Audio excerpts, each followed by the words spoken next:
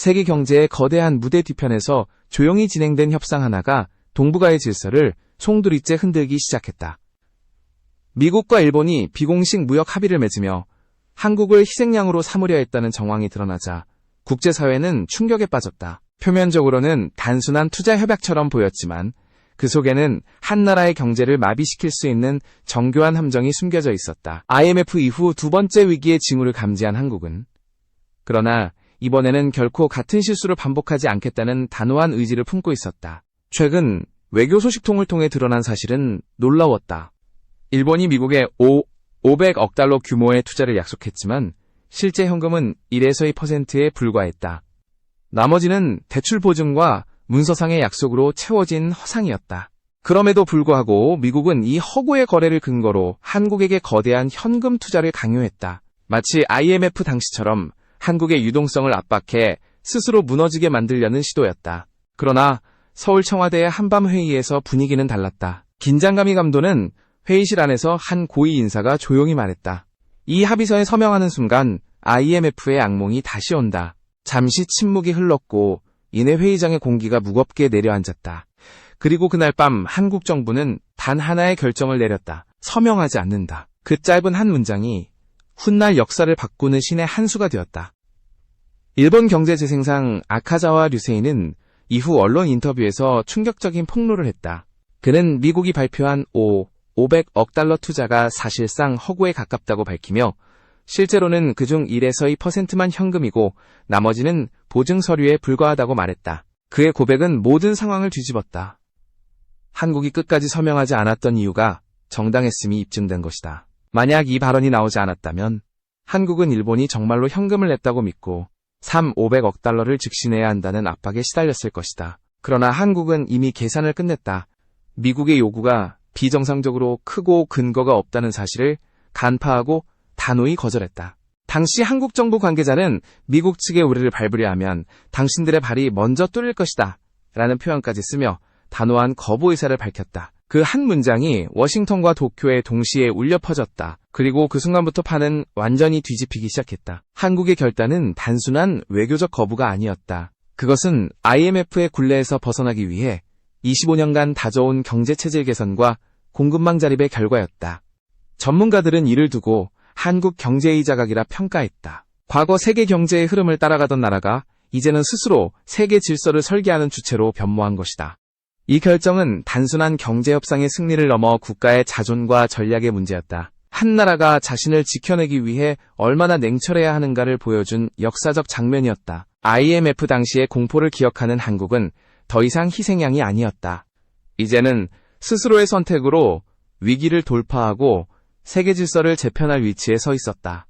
그리고 지금부터 이야기는 본격적으로 시작된다. 미국과 일본이 감춰온 협상의 그늘, 그리고 한국이 선택한 독자적 길, 그 결정이 어떻게 동북아의 세력 균형을 뒤집었는지 다음 장에서 하나씩 파헤쳐보자. IMF라는 단어는 한국인에게 여전히 아픈 기억으로 남아있다. 1997년 겨울, 금융시장이 붕괴되고 수많은 기업과 가정이 무너졌던 그 시절의 상처는 단지 경제적 위기를 넘어 국가적 자존심의 상실이었다. 그로부터 25년이 지난 지금 미국의 새로운 무역 압박이 다시금 그 악몽을 떠올리게 했다. 그러나 이번에는 상황이 달랐다. 한국은 과거와 같은 희생양이 되지 않았다. 오히려 IMF의 덫을 다시 들이밀려는 세력의 의도를 정확히 간파했고 그 함정을 정면으로 부수며 역전의 길을 열었다. 미국은 일본과의 비공식 합의를 통해 마치 공동 책임을 강조하는 듯했지만 실상은 한국에만 집중된 압박이었다. 일본이 500억 달러를 약속했으니 한국도 500억 달러를 내라는 논리였다. 이는 명백히 불공정한 요구였다. 일본의 투자는 대부분이 서류상의 대출 보증이었고 실제 현금은 극히 미미했다. 그러나 미국은 이를 숨긴 채 한국의 동맹국으로서의 책임을 운운하며 막대한 현금 투자를 요구했다. 그 속내는 분명했다. 한일 간의 경제적 불균형을 의도적으로 만들어 한국을 압박하고 미국 주도의 신경제 질서 안에서 한국의 협상력을 약화시키려는 전략이었다. 워싱턴의 강경파들은 한국이 IMF 당시처럼 외환보유액을 빠르게 소진하면 결국 스스로 협상 테이블로 돌아올 것이라고 계산했다. 그러나 한국은 더 이상 1997년의 한국이 아니었다. 당시의 위기를 통해 배운 교훈은 분명했다. 외부 압력에 굴하지 않기 위해서는 내부의 체질을 바꾸어야 한다는 것이다. 정부와 기업, 금융권이 함께 구축한 자본 유동성 방어망과 공급망 다변화 전략은 이번 위기에서 진가를 발휘했다. 한국의 재정당국은 미국의 요구를 면밀히 분석하며 계산기를 두드렸다. 달러 500억, 하나로 약 490조 원. 이것은 단순한 투자금이 아니라 국가 경제의 심장을 겨누는 금액이다. 당시 관계자들의 이런 발언은 한국이 왜 끝까지 서명을 거부했는지를 단적으로 보여준다. IMF 이후 한국의 경제 구조는 더 이상 외세의 자본 흐름에 완전히 의존하지 않았다. 기술, 제조, 금융이 삼각축으로 연결된 자생적 생태계가 형성되어 있었기 때문이다. 미국의 관점에서 보면 한국은 여전히 중요한 파트너였지만 동시에 잠재적 견제 대상이기도 했다. 반도체, AI, 배터리 같은 전략 산업에서 한국이 차지하는 비중이 커질수록 미국은 한국의 독립적인 결정권을 불편해했다.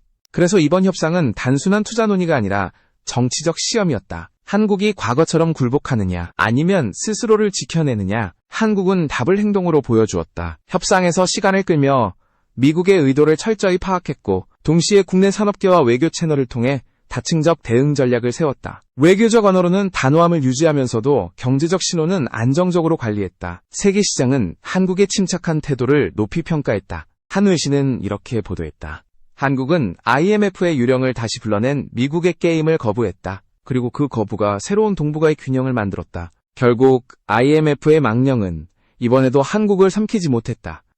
오히려 한국은 그 그림자를 이용해 스스로의 강점을 증명했다. 위기는 약자를 무너뜨리지만 준비된 자에게는 시험대가 된다. 한국은 그 시험대에서 흔들리지 않았다. 그날 이후 미국과 일본은 다시 계산기를 꺼냈고 워싱턴의 내부에서도 다른 목소리가 나오기 시작했다. 한국을 압박하는 전략은 실패했다. 오히려 그들은 우리보다 한 발 앞서 있다. 이제 판은 완전히 달라졌다. 다음 장에서는 이 전략적 버팀 뒤에 숨어있던 진짜 무기가 무엇이었는지를 살펴본다. 반도체와 인공지능, 그리고 세계기술 공급망의 심장부에서 한국이 어떻게 새로운 질서를 설계하기 시작했는가. 이야기는 이제 경제를 넘어 기술과 미래로 향한다. 세계를 움직이는 힘은 이제 자원도 무기도 아닌 기술이다. 그리고 그 기술의 중심에는 반도체가 있다. 반도체는 단순한 부품이 아니라 인공지능, 국방, 금융, 심지어 외교까지 움직이는 핵심 동력이다. 그런 의미에서 한국의 존재는 세계 질서의 심장과도 같다. 삼성전자와 SK 하이닉스, 이 두 기업이 공급하는 메모리 반도체 없이는 미국의 AI 산업도, 일본의 반도체 복원 계획도, 그리고 전 세계 데이터 인프라도 작동하지 않는다. 이 사실은 이미 워싱턴에서도 명확히 인식되고 있었다. 오픈 AI의 CEO 샘 올트먼은 특이점은 메모리 반도체에 달려있다. 한국 없이 인공지능은 진화할 수 없다. 라고 말했다. 그의 발언은 단순한 칭찬이 아니라 현실적인 선언이었다. 미국의 AI 기업들이 아무리 혁신적인 알고리즘을 만들어도 그 알고리즘을 구동할 메모리가 없다면 모든 것은 멈춘다. 결국 인공지능의 뇌를 만드는 나라는 한국이었다. 미국은 이 사실을 누구보다 잘 알고 있었다. 그래서 트럼프 정부는 한편으로는 관세 압박을 이어가면서도 다른 한편으로는 한국 기업의 투자를 유도하려 했다. 그러나 한국은 단순히 기술을 제공하는 하청 국가가 아니었다. 이미 세계 공급망의 설계자로 변모하고 있었다. 삼성전자는 세계 유일의 풀스택 반도체 기업으로 메모리에서 비메모리, 시스템 반도체, AI 칩까지 전 영역을 다루며 독보적 위치를 차지했다. SK 하이닉스는 인공지능 시대의 필수 부품인 HBM 메모리에서 압도적인 기술 우위를 확보했다. 미국의 엔비디아, AMD, 구글, 아마존 등 글로벌 기업들이 모두 한국산 반도체 없이는 제품을 완성할 수 없다는 사실은 이미 업계의 공공연한 진실이었다. 그럼에도 불구하고 미국의 정치권은 기술 패권을 자국 내로 끌어들이기 위해 인플레이션 감축법과 반도체법을 내세웠다. 그러나 결과는 예상과 달랐다. 미국 내 신규 반도체 공장 프로젝트 상당수가 인력 부족과 비용 초과로 난항을 겪는 동안 한국 기업들은 차분히 기술 격차를 넓혀갔다. 한국의 기술자들은 미국과 일본의 엔지니어들이 수년이 걸리는 공정을 단 몇 달 만에 구현했고, 이는 세계 시장에서 한국 기술력의 신뢰도를 결정적으로 끌어올렸다. 미국은 이런 흐름을 막을 수 없었다. 오히려 자신들이 의존하고 있음을 인정할 수밖에 없었다. 최근 백악관 보고서에는 한국 기술자 보호와 공급망 안정성 보장이라는 문구가 다시 등장했다.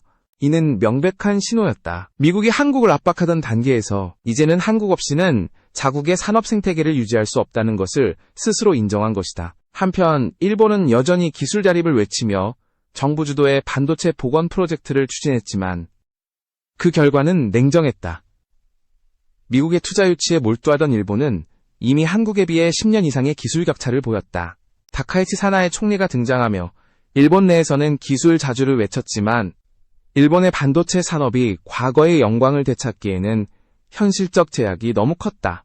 결국 일본의 선택은 다시 미국 의존으로 이어졌고 한국은 그 사이에서 기술적 독립을 완성해 나갔다. 이제 한국은 단순히 세계의 생산기지가 아니었다. 반도체는 국가의 무기이자 외교의 언어가 되었다. AI 시대의 패권은 누가 더 강력한 칩을 설계하고 더 정교한 메모리를 생산하느냐로 결정된다. 한국은 그 중심에서 조용히 그러나 확실하게 질서를 설계하고 있었다. 세계는 지금 거대한 전환점 위에 서 있다. 반도체를 둘러싼 기술 경쟁은 곧 외교와 안보, 그리고 국가 정체성의 문제로 확장되고 있다. 그 한가운데서 한국은 더 이상 새우가 아니었다. 이제는 파도를 가르는 고래로 새로운 기술 질서를 주도하는 힘으로 부상했다. 이제 이야기는 기술의 세계에서 다시 정치의 무대로 향한다. 미국의 안보 전략과 주한미군의 운명, 그리고 전쟁부로 돌아간 워싱턴의 변화가 동북아의 균형을 어떻게 흔들고 있는지 그 다음 장에서 살펴보자. 미국의 국방 전략은 언제나 세계 질서의 바로미터였다. 그러나 최근 워싱턴의 변화는 단순한 전략 조정이 아니라 체제의 전환을 의미했다. 미국은 더 이상 방어 시대가 아니라 전쟁 수행의 시대로 돌아가고 있었다. 국방부의 명칭을 다시 전쟁부, Department of War로 되돌린 결정은 그 상징적인 선언이었다. 트럼프 행정부가 이 행정명령에 서명하던 날 버지니아주 티코 해병 기지에는 별을 단 장성 800명이 집결했다. 그들은 오랜 침묵 끝에 새로운 명령을 받았다. 우리는 방어가 아니라 전쟁을 준비해야 한다. 이 발언은 단순한 정치적 수사가 아니었다. 미국이 군사 패러다임을 완전히 재편하려 한다는 신호였다. 전쟁부 장관 피트 헤그세스는 우리는 잘못된 이유로 많은 군 리더를 진급시켜왔다. 이제 기준을 다시 세워야 한다. 고 말했다. 그는 인종과 성별을 기준으로 승진해온 인사 시스템을 비판하며 군은 전투력으로 평가받아야 한다. 고 강조했다. 그 발언은 즉시 미국 사회에 논란을 불러일으켰다. 하지만 동시에 그 변화의 방향이 어디를 향하고 있는지는 명확했다. 미국은 다시 힘으로 세상을 재정의하려 하고 있었다.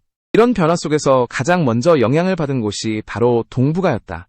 트럼프는 미군의 해외 주둔을 재조정하며 비용 절감을 이유로 주한미군의 축소 가능성을 시사했다. 그러나 미국의 안보 전문가들은 이를 즉각 반대했다. 주한미군은 단순한 방위선이 아니라 중국의 팽창을 견제하는 전초기지이자 인도태평양 전략의 핵심이었다. 실제로 미 의회는 2026년도 국방수권법 NDAA에 주한미군 500명의 주둔 규모를 유지하도록 명시하며 행정부의 감축 시도를 원천 봉쇄했다. 워싱턴의 싱크탱크들은 주한미군의 존재를 전략적 앵커라고 불렀다. 중국이 대만을 겨냥해 상업용 페리선을 군용으로 개조하고 상륙훈련을 강화하자 미국은 즉시 인도태평양 사령부를 통해 대응 계획을 수정했다. 그 중심에 대한민국이 있었다. 한국의 지리적 위치는 대만 해협과 남중국해를 동시에 관찰할 수 있는 최적의 감시 거점이었다. 따라서 주한미군의 감축은 곧 미국의 동북아 전략 전체가 흔들리는 결과를 낳을 수 있었다.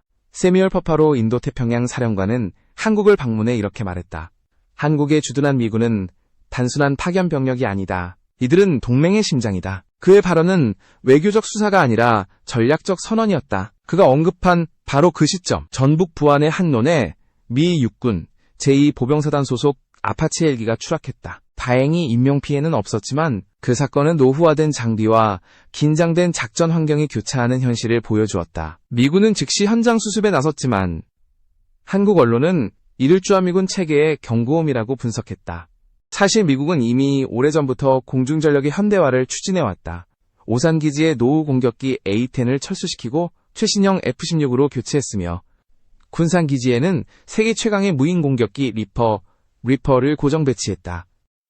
이는 단순한 장비 교체가 아니라 전략의 방향 전환을 뜻했다. 주한미군의 임무는 방어에서 억제, 그리고 필요시 선제 대응으로 바뀌고 있었다. 이런 움직임은 한국에도 중요한 의미를 던졌다. 주한미군이 유지되는 한 한미동맹은 지속된다. 그러나 그 동맹의 형태가 공동 방어에서 전략적 유연성으로 변화할 때 한국은 반드시 자주적 균형을 확보해야 했다. 윤석열 정부가 강조한 자율적 자주방위는 바로 이 맥락에서 출발했다. 한국군은 더 이상 미군의 보조 세력이 아니라 동등한 파트너로서의 위치를 확보하려 하고 있었다. 한편 미국 내부에서도 전쟁부 체제로의 회귀를 두고 비판과 우려가 공존했다. 일부 언론은 미국이 다시 군사 우위의 논리로 세계를 바라보고 있다. 고 지적했다. 하지만 트럼프 진영은 이 흐름을 멈출 생각이 없었다. 그는 강력한 군사력으로 국내 정치의 불안을 덮고 동시에 동맹국들에게 더 많은 부담을 요구하는 전략을 취했다. 한국은 이 압박 속에서도 냉정했다. 주한미군의 중요성을 인정하되 동시에 한국형 방위체계와 기술 자립을 강화하는 방향으로 균형을 잡았다. 결국 미국의 전략 변화는 한국에게 또 다른 시험이었다. 그러나 이번에도 한국은 휘둘리지 않았다. 전쟁부로 회귀한 미국의 강경 기조 속에서도 한국은 협력과 자주 사이의 균형을 유지하며 동북아 안보의 핵심 축으로 자리 잡았다. 이제 시선은 북쪽으로 그리고 동쪽으로 향한다. 일본이 새로운 총리를 맞이하며 방향을 바꾸려 하고 있었다. 그녀의 이름은 다카이치 사나에, 일본의 첫 여성 총리이자 가장 강경한 보수주의자였다. 다음 장에서는 그녀의 등장이 일본의 정치와 한일 관계, 그리고 동북아 질서에 어떤 파장을 불러오는지 살펴보자. 일본의 정치 무대에 새로운 이름이 등장했을 때 전 세계의 시선이 도쿄로 향했다.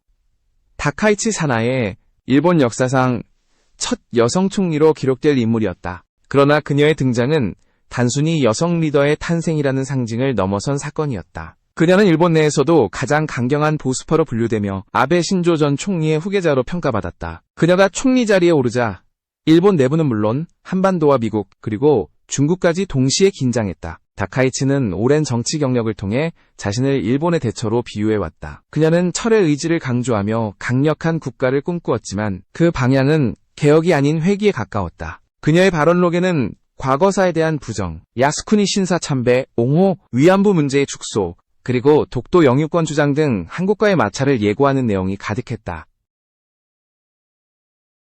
2005년에는 무라야마 다마, 즉 일본의 식민지 지배에 대한 사죄를 멋대로 대표해서 사과하면 곤란하다 라고 비판했고 2022년에는 어정쩡하게 하니까 한국이 기어오른다. 이런 발언은 일본 내 극우층의 환호를 받았지만 동시에 외교적 폭풍을 불러왔다. 중국과 한국 언론은 그녀의 등장을 외교적 시한폭탄이라 표현했고 서방 언론 은여자 아베의 귀환이라 불렀다. 하지만 일본 국민 중 일부는 그녀의 강경함 속에서 경제 회복의 리더십을 기대하기도 했다. 그녀는 아베노믹스의 계승을 선언하며 필요하다면 적자 국채 발행까지 감수하겠다고 말했다. 일본 경제를 다시 성장 궤도로 돌려놓겠다는 야심이었다. 그러나 문제는 그 성장의 방향이었다.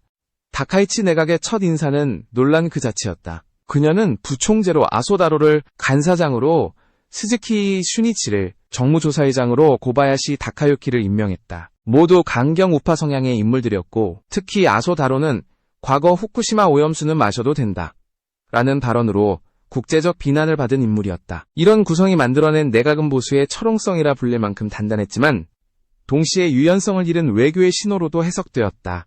그녀의 등장은 미국에게는 양면의 의미였다. 한편으로는 미일 동맹 강화라는 긍정적 요소가 있었지만 다른 한편으로는 과거사 문제로 인해 한일 협력이 흔들릴 가능성이 커졌기 때문이다. 실제로 워싱턴의 외교 분석가들은 다카이치의 취임을 두고 미일 동맹은 견고해지겠지만 한미일 삼각협력은 불안정해질 것이라고 전망했다. 한국과의 역사적 갈등은 언제든 외교 협상의 불씨가 될 수 있었고 그녀의 강경한 태도는 그 불씨에 기름을 부을 가능성이 높았다. 중국 역시 즉각 반응했다. 관영 매체들은 다카이치를 도발적 지도자로 규정하며 일본의 군사화 움직임에 경고를 보냈다. 특히 그녀가 평화헌법 개정에 의욕을 보이며 보통국가로서의 자위권을 강화해야 한다. 고 밝힌 점은 아시아 전역의 긴장감을 높였다. 이는 아베 신조 전 총리가 추진하다 미완으로 끝낸 과제를 계승하겠다는 의미였다. 만약 그녀가 이를 본격적으로 추진한다면 일본의 안보 정책은 단순한 방어체계를 넘어선 군사적 확장으로 이어질 것이 분명했다. 이러한 변화는 한국에게 직접적인 도전이었다. 역사 문제, 영토 문제, 그리고 군사 문제에서 일본의 우경화는 한국 외교의 공간을 좁히는 결과를 낳았다. 그러나 동시에 한국에게는 새로운 전략적 기회이기도 했다. 일본이 보수화될수록 미국과 중국 사이에서 균형을 잡을 수 있는 중간자의 외교 공간이 넓어졌기 때문이다. 실제로 한국 외교부는 다카이치 내각 출범 직후 실용 외교와 전략적 자율성을 병행하는 방향으로 외교 노선을 조정했다. 감정이 아닌 이해를 중심으로 한 관계 관리 전략이었다. 하지만 다카이치의 첫 외교 무대는 순탄하지 않았다. 그녀가 트럼프 전 대통령과의 회담을 앞두고 500억 달러 대미 투자 펀드가 일본을 해친다면 재협상하겠다 발언하자 미국 내 일부 강경파들은 즉각 반발했다. 일본 내부에서도 미국과의 갈등을 자초한다는 비판이 일었다. 그 결과 다카이치의 외교력은 취임 직후부터 시험대에 올랐다. 결국 다카이치 사나에의 등장은 일본의 새로운 시작인 동시에 또 다른 불안의 서막이었다. 그녀가 보여줄 강경 행보는 한일 관계뿐 아니라 동북아 전체의 균형을 흔들 수 있는 잠재력을 지니고